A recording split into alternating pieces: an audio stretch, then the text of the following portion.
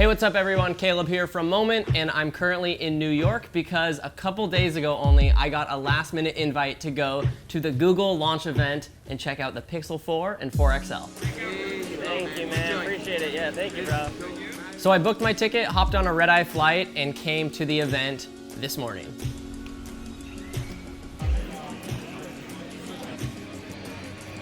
But before we get into the event and into some of the camera specs on this new phone, just wanted to let you know that we have cases available right now for pre-order, 20% off until they start shipping early next month. So we're stoked to already have cases ready to go for the Pixel 4 and 4 XL. And fun fact, we are gonna give away 4 cases and 4 lenses to 4 of you guys. So 1 case, 1 lens per person, but we're giving it away to 4 people. All you have to do is subscribe and comment below. Comment Moment rocks, and then just tell me your favorite thing to take photos of or shoot video of. But yeah, we're giving away 4 and we'll pick like a random comment. So anyways, back to the specs.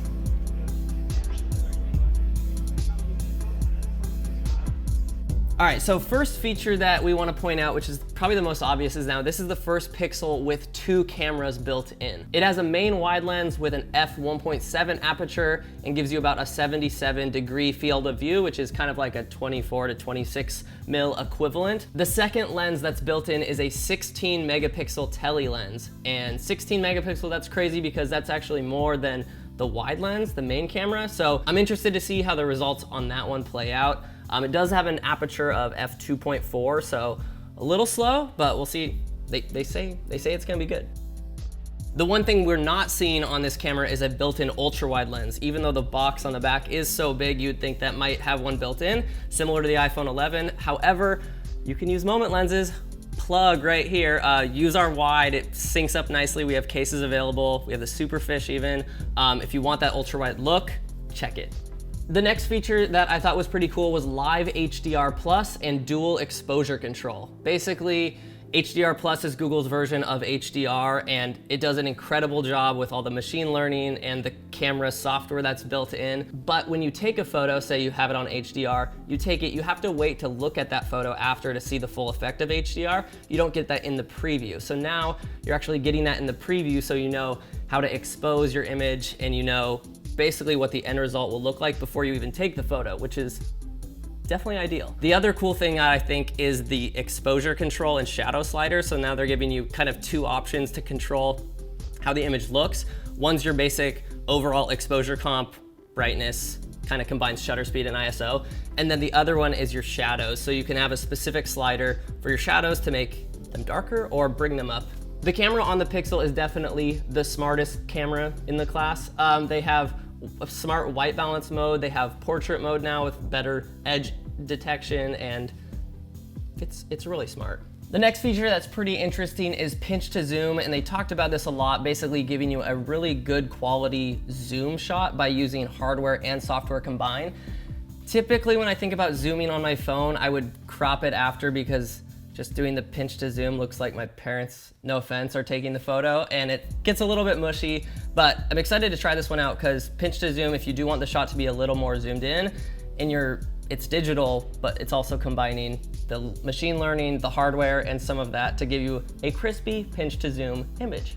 The next feature, and arguably one of the biggest things they were pushing at the event, is night sight on the Pixel 4. So similar to the Pixel 3 had night sight, Pixel 4's it's just been souped up. It's been, that dial's been turned up a lot. Using Pixel 3 last year, using Pixel 4, you can take this nighttime picture from the same view.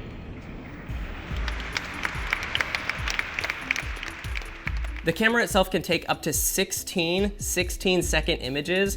You're obviously gonna want your phone on a tripod for this. They said an ideal time for one shot is like 4 minutes, and that's gonna give you that astrophotography shot that you've been looking for. So if you are trying to shoot the stars or the Milky Way, or you're shooting the aurora, you know, you can do this now on your Pixel 4. And I would highly suggest, which we definitely want to test out, adding our wide lens to that night sight to really see how a wide image will even bring out more stars in the shot. So definitely excited to check this out. And the last thing I want to talk about, sadly, just because there wasn't really a lot of talk about it like I was hoping there would be, is video specs on the Pixel 4. They gave us similar specs as the Pixel 3. We have 4K 30, 1080 60, 1080 30, 720, 120, and the front-facing camera has 1080 30. So I wanted to be able to shoot for like native 24 would be nice.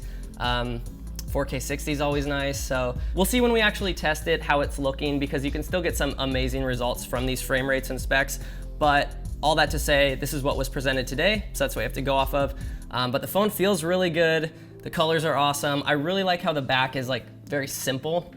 Not a lot of like markings or logos. But yeah, thank you guys so much for watching. Make sure to check out the link below to get the case. Check out the link below for all the links, all the things. And we'll see you next week. We're gonna hopefully drop a video Monday about actually using the phone, so make sure to subscribe for that. We'll see you later. Thanks again, Google.